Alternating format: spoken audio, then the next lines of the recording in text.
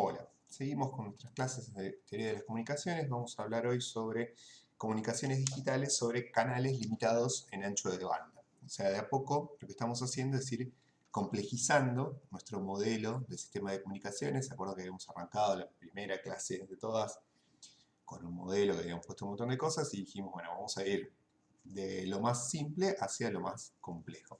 Hoy nos toca entonces complejizar el modelo, dejando de suponer que el canal lo único que hace es sumar ruido, sino que además el canal va a tener otros efectos. Para eso, lo que vamos a hacer es vamos a analizar el caso de una comunicación M-área de tipo PAM en banda base, ¿sí?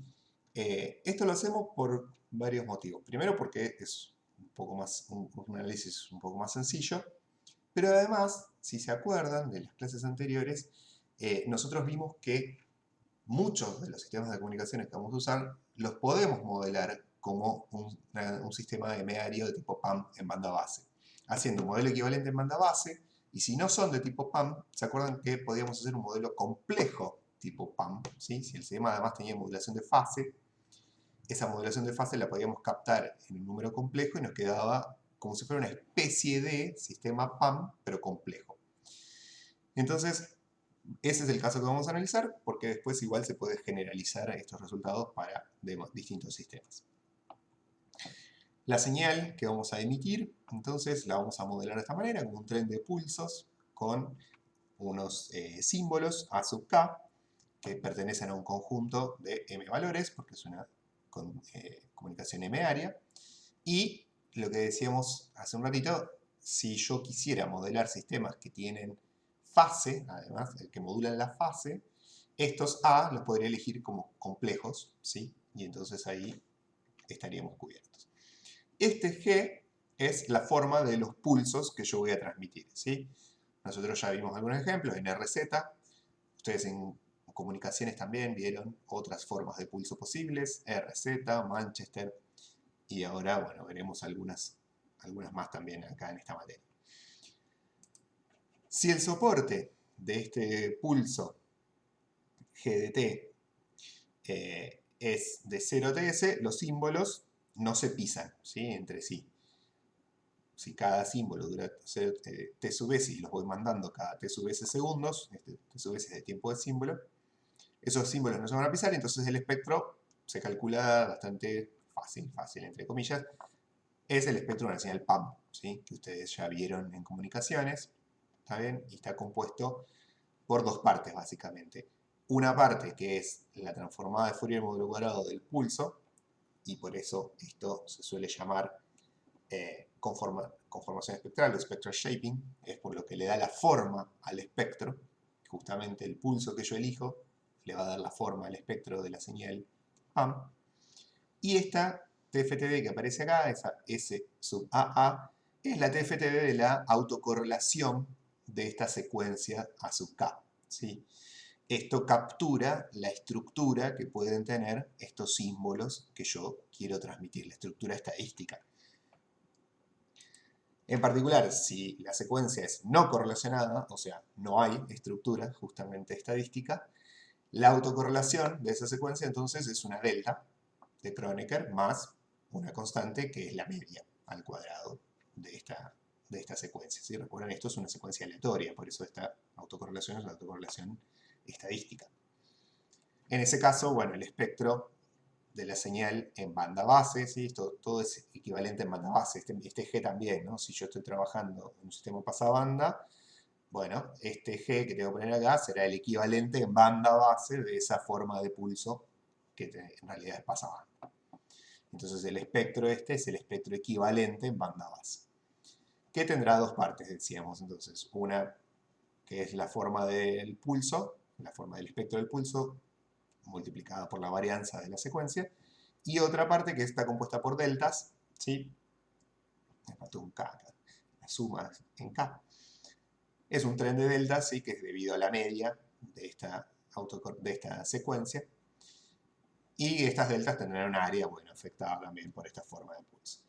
Si además la secuencia fuera balanceada, esta secuencia A sub K fuera balanceada, es decir, tiene media nula, este término no está, y el espectro simplemente, el espectro del pulso multiplicado por la varianza de la secuencia.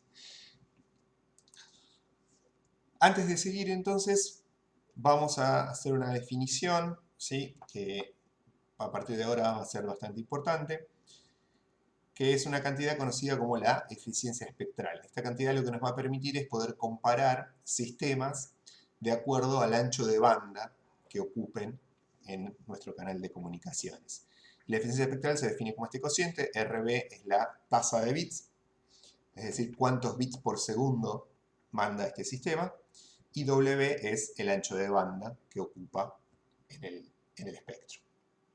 Esta tasa entonces queda medida en bits por segundo sobre hertz.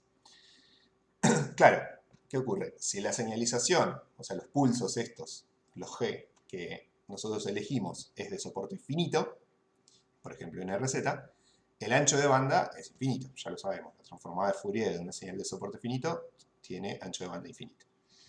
¿Qué hacemos con esta definición de eficiencia espectral entonces? Bueno, como ancho de banda vamos a usar el ancho de banda al primer lóbulo, ¿sí? Eso es por convención, digamos, cuando hablamos de eficiencia espectral, el ancho de banda que ponemos acá abajo es el ancho de banda al primer lóbulo. Pero obviamente, un ancho de banda infinito no va a pasar por un canal, ¿sí? No existen los canales de ancho de banda infinito. Algo van a recortar siempre, todos los canales. Entonces, vamos a modelar nuestro canal como un canal con ancho de banda limitado. ¿Cómo? De esta manera, lo que le vamos a agregar de novedoso al canal, que hasta ahora era simplemente suma ruido, ahora nuestro canal tiene una transferencia, ¿sí? O en este caso lo escribí como una respuesta impulsional, HDT. Y de esa manera vamos a modelar el hecho de que el canal no es un pasatodo, ¿sí? Y en realidad tiene forma, es un filtro que va a filtrar la señal de alguna manera. ¿Cómo completamos nuestro modelo para el análisis que nos interesa? Vamos a suponer que tenemos un tren de bits, que es lo que queremos enviar. Esos tren de bits van a generar una secuencia PAM, PAM, acá van a salir los A sub K, que me olvidé de ponerlos, con un clock de T sub S segundos. O sea, sale un símbolo cada T sub S segundos y, por supuesto, si esto es multinivel, cada símbolo puede llevar información de más de un bit, ¿sí? Si fuera de 2 niveles, cada símbolo es un bit. Si fuera de 4 niveles, cada símbolo lleva 2 bits y así siguiente.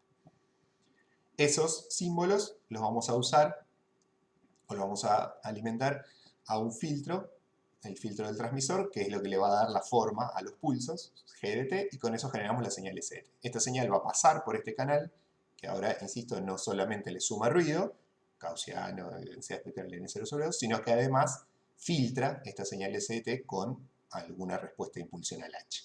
Eso genera la señal R. En el receptor va a haber otro filtro, por supuesto, ¿sí? Todo sistema de comunicaciones tiene un filtro, que lo querramos o no. Y por supuesto, lo que vamos a hacer es vamos a diseñar el filtro para que haga lo que queremos y no algo que no sabemos.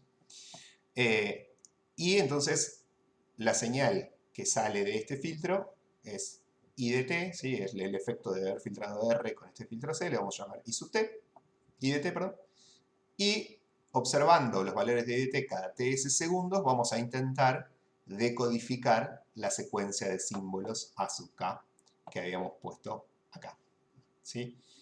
Este va a ser entonces el modelo con el que vamos a trabajar. Esta I de t, matemáticamente la vamos a escribir así. Es una secuencia, ¿sí? Porque esta S es una secuencia de símbolos, ¿se acuerdan? La sumatoria de los A sub k por los G. Va a pasar por el filtro H, se le va a sumar ruido, eso va a generar R, todo eso va a pasar por el filtro C y esa va a ser la I. Entonces la I la vamos a modelar de esta manera. Una suma de una secuencia de pulsos, donde acá en P lo que vamos a resumir es justamente el efecto de todos estos filtros. P es la forma de pulso que se obtiene de haber pasado G de T por el filtro H y por el filtro C. Por eso es esta doble convolución. Y en realidad, este factor mu lo estamos poniendo porque ese pulso P lo vamos a suponer normalizado en amplitud para que en 0 valga 1. O sea, toda la amplitud la vamos a resumir en una constante acá, mu. Y entonces I de t es esta secuencia de pulsos P con amplitud mu y esta es la secuencia de símbolos que yo quiero decodificar, más un ruido, ¿sí? Que este ruido en sub C le puse ahora porque no es más el n de t blanco gaussiano, sino que este n pasó por este filtro C, ¿sí? Y entonces dejó de ser blanco, obviamente, si está filtrado. Bien, en las muestras, es decir, observamos los valores de i cada ts segundos, reemplazamos donde dice t por i por ts, y entonces lo que observamos es que la secuencia de muestras ahora i está compuesta por una suma infinita de muestras. En cada instante, ¿sí? En cada múltiplo de ts, a mí me interesa una muestra en particular, que es la que se corresponde con el símbolo a sub i.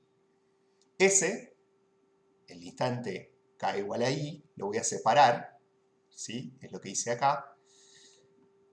Y fíjense que como yo elegí que p de 0 valga 1, cuando k vale i, me queda p de 0, que es 1. Y entonces de esta sumatoria saco el término k igual a i. Que esto es justamente el que yo necesito observar para poder decidir cuánto vale este a sub i, para poder estimarlo. El problema es que todos los demás infinitos valores que tiene esta secuencia de pulsos p no se fueron, están acá, ¿sí? Y se van a sumar, ¿sí? Se van a sumar todos entre ellos y se van a sumar además a la contribución deseada, la que yo necesito para saber cuánto vale a sub i. Entonces esta cantidad que se genera a partir de la forma de estos pulsos P, que era la contribución de la forma de los pulsos G, con lo que hacía el canal, con lo que hacía el filtro del receptor. Todo eso junto me daba el P. Sumado, o pesado en realidad, por los otros símbolos en los otros instantes, todo junto configura lo que se conoce como interferencia intersímbolo. Esto es lo que va a, en principio, afectarnos este valor, que es el que yo necesito saber para tomar una decisión de cuánto vale a sub i.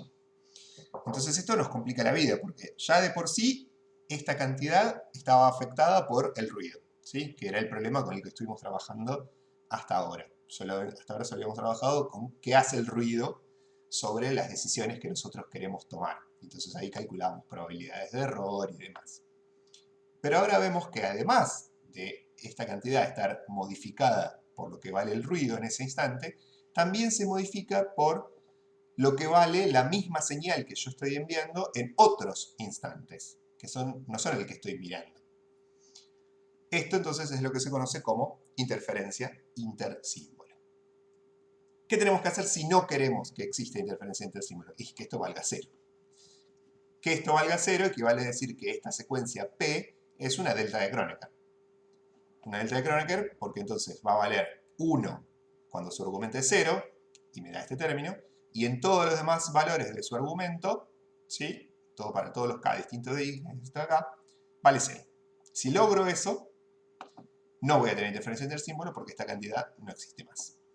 Esto es lo que se conoce como el primer criterio de Nyquist. En realidad, el primer criterio de Nyquist se suele expresar en la frecuencia, porque decir que las muestras de esta forma, de este pulso P, tienen forma delta de Kronecker, es equivalente a decir que su espectro, su TFTD, que es, por supuesto, por el teorema del muestreo, una suma infinita de réplicas del espectro de P de T, me da 1, ¿sí?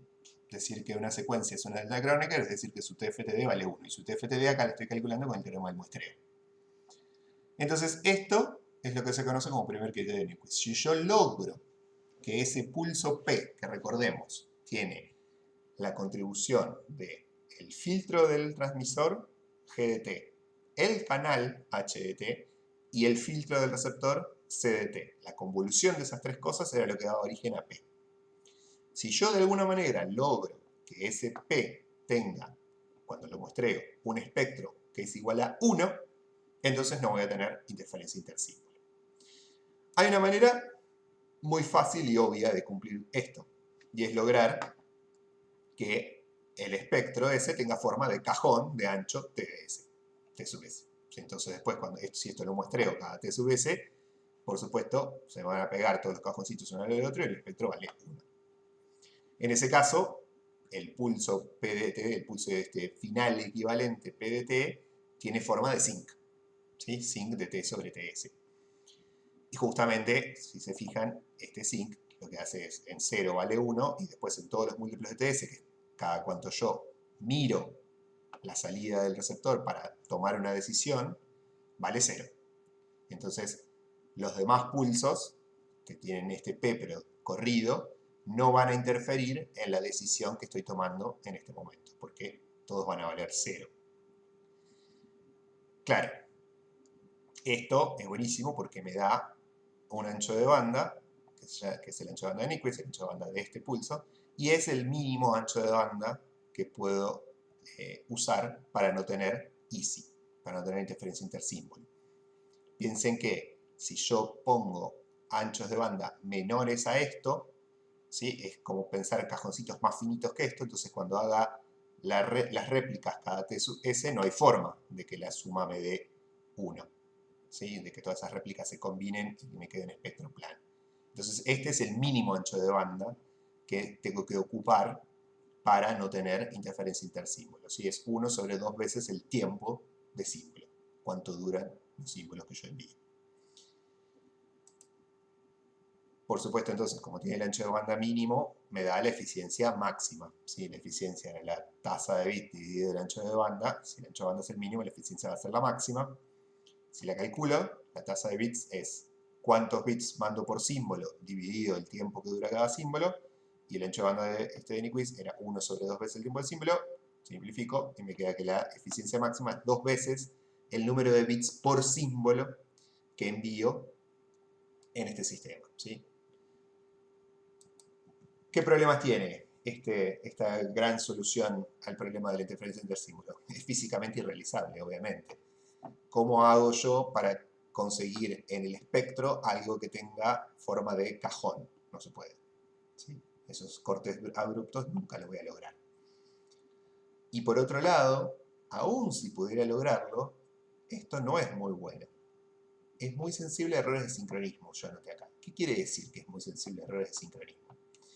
Yo dije, esta forma PDT del pulso total, ¿no? Del pulso equivalente, que recordemos era la convolución de tres cosas, no tiene interferencia intersímbolo, no genera interferencia intersímbolo porque en los instantes múltiplos de T sub S, que es cuando yo miro la salida del filtro adaptado para tomar una decisión, este sinc vale 0. En todos los múltiplos de T sub S, que no son el 0, vale 0. Claro, pero ahí estoy suponiendo que yo sé exactamente dónde tengo que tomar esas muestras. ¿Dónde están esos instantes donde PDT vale 0? Eso supone sincronismo perfecto entre la señal enviada y la señal recibida, ¿sí? O sea, yo puedo saber exactamente dónde comienza y dónde termina un bit. Eso, vamos a ver un poquito más adelante, no es tan sencillo. Y en general yo voy a tener el sincronismo, voy a conocer dónde empieza y termina un bit con algún error. ¿Por qué decimos que esto es muy sensible a errores de sincronismo? Porque recordemos que el sinc es una función cuya amplitud cae con 1 sobre t. Entonces, si yo me equivoco en el instante de tomar las muestras, en vez de tomarlo justo en donde están los ceros, lo tomo un poquitito corrido, como esto no cae muy rápido, cae con 1 sobre t, con un poquitito corrido ya voy a tener una gran contribución a la interferencia intersímbolo. Entonces, eso es un problema de querer eliminar la interferencia intersímbolo con esta forma en el espectro, de esta conformación espectral de cajón. ¿Qué hacemos entonces? Bueno, una cosa que podemos hacer, una de las alternativas, es aceptar una menor eficiencia espectral. Dijimos, la forma esta con los pulsos totales tipo sinc me daba la eficiencia máxima porque me daba el ancho de banda mínimo. Bueno, relajemos un poco esa condición, pongamos un ancho de banda un poquito más grande, ¿sí? Alfa más grande.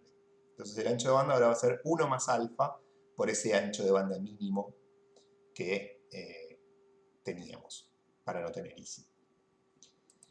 Una forma de espectro que logra esto, logra eliminar la ISI a costa de una menor eficiencia espectral, es la que se conoce como conformación espectral de coseno elevado.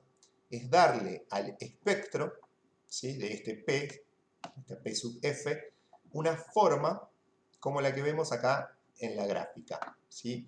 En realidad como las que vemos en amarillo y en rojo. Lo que estamos haciendo es elegir un alfa, que se conoce como factor de Roloff, más grande que 0, con lo cual nos va a dar un ancho de banda más grande que el mínimo, si acá lo vemos, el rojo tiene un poquito más grande, un poco más de ancho de banda que el azul, que es el ideal, el de Nyquist, y el naranja tiene un poco, o el amarillito, no sé qué es este color, tiene un poquito más de ancho de banda porque tiene un alfa más grande, pero al darle esta forma de sinusoide al pulso, ¿sí? esta forma de sinusoide que vemos acá, la superposición, cuando yo haga el muestreo de esta P, me sigue dando plano, ¿sí? Acá, sobre esta curva se suma otra que es simétrica, y la suma da 1. Entonces, esta conformación espectral sigue cumpliendo con el criterio de Nyquist, sigue cumpliendo que el espectro de este muestreado, o sea, la suma de las réplicas de este PDF, me da 1. Y tiene de bueno que este sí es realizable, ¿sí? Como no tiene caídas abruptas, ¿sí? Con alfa más grande que 0, por supuesto, lo puedo hacer con filtros reales, con filtros realizables, ¿sí? Yo acá les puse la fórmula solo por ponerla así, nadie va a pretender que nos aprendamos de memoria esta fórmula, ¿no? Sí es interesante saber cómo es la forma que tiene el pulso y saber cuánto crece el ancho de banda dependiendo del factor de Roloff, ¿sí? Este es el ancho de banda nuevo que se genera. Este W, recuerden, es el ancho de banda mínimo, ¿sí? O sea, 1 sobre 2 veces el tiempo de símbolo. En el tiempo, la forma de los pulsos estos de coseno elevado tiene esta fórmula, de nuevo la fórmula no me importa. Lo que sí es interesante es ver cómo es la gráfica de esto, ¿sí? Que es esta que yo les pongo acá. Lo que tiene de bueno, además de tener un espectro que al no tener caídas abruptas es realizable, es que estos pulsos caen con 1 sobre t cubo, ¿sí? Con el módulo de t cubo en realidad. Recordemos que los pulsos totales con forma de sin caían con 1 sobre t y eso era malo para los errores de sincronismo. Este cae mucho más rápido, cae con 1 sobre el módulo de t cubo, con lo cual es bastante menos susceptible a errores de sincronismo. Si me equivoco un poco en el lugar donde tomo las muestras, bueno, no valdrá 0 el p, pero va a tener un valor chiquitito, ¿sí? Esta conformación de coseno elevado se usa, ¿sí? Se usa bastante. Lo que se hace usualmente es repartir, lo que se dice repartir la conformación, porque recuerden que lo que nosotros necesitamos es que esta P, que era el resultado de 3 filtros, el filtro del transmisor, el filtro del canal y el filtro del receptor, tenga la forma coseno elevado para poder eliminar la ICI, ¿sí? Entonces lo que hacemos es, si suponemos que en el ancho de banda que va a ocupar este pulso el canal es plano, ¿sí? El canal es de ancho de banda limitado, pero el ancho de banda que le voy a usar es plano en el espectro, entonces puedo hacer esta conformación espectral fácilmente y lo que se suele hacer es repartir, darle raíz de coseno elevado al transmisor y raíz de coseno elevado al receptor, o sea, dividir en 2 factores para que el producto en el espectro me quede la forma del espectro esta que vimos acá, ¿sí? Lo que hago es darle raíz cuadrada de esto a cada uno. Eso tiene como ventaja que es un filtro bastante, no digo fácil de hacer, pero es un filtro realizable de manera no tan compleja. Por supuesto, eso está suponiendo que, insisto de nuevo, el canal es plano en el ancho de banda en el que yo lo voy a usar, ¿sí? El ancho de banda que voy a ocupar. Si el canal no fuera plano, o sea, si la HDF del canal no es planita en el ancho de banda 1 más alfa por W, se va a deformar el espectro. Y si se deforma el espectro, ya no voy a tener más esta formita de pulso, ni voy a tener más, ni voy a cumplir más con la condición de Nyquist. Entonces, en ese caso, bueno, veremos qué podemos hacer. Vamos a ver un poquito más adelante, ¿sí? En esos casos hay que recurrir a una técnica que se conoce como ecualización, ¿sí? Que será tema de un par de clases más adelante. Yo puse acá una alternativa, ¿sí? Que es al problema de Easy, o una alternativa de solución al problema de Easy, que es una de las más usuales, ¿sí? La de conformación espectral de cociente elevado. Hay otras, ¿sí? Cuando hacíamos las clases presenciales solíamos darlas, pero ahora en pos de la brevedad no vamos a hacerlo. Si a alguno le interesa puede leer, en el libro de Hyken están todas estas cosas. Es lo que se conoce como sistemas de respuesta parcial o codificación con correlación, ¿sí? Si se fijan, lo que está ocurriendo acá es que esa suposición inicial de la que nosotros habíamos partido, de que todos los pulsos eran independientes, entonces yo los podía decodificar uno a uno, ¿sí? No me importaba lo que hacían los demás, se rompe al tener interferencia intersímbolo. Ahora sí me importa qué hacen los demás, porque los valores de un símbolo interfieren en la decodificación de los demás. Una manera entonces de lidiar con eso, otra manera distinta de la ecuación elevado, es darles de antemano correlación a los símbolos. Yo poner una especie de interferencia intersímbolo a propósito, pero que yo sé cuánto vale. Entonces después la puedo descontar. De esa manera es como que yo deformo un poco el espectro para que no esté tan afectado por lo que hace el canal, y después en el receptor, como el espectro se deformó a propósito, yo sé cuál es esa deformación, la puedo tratar de descontar. Insisto, si a alguno le interesa puede leer en el libro de Hyken Sistemas de respuesta parcial, que es el nombre de esta otra alternativa. Bien, eso fue todo entonces para canales con ancho delimitado. En realidad no es todo para canales con ancho delimitado, como les dije, vamos a tener una clase más al respecto de esto, ¿sí?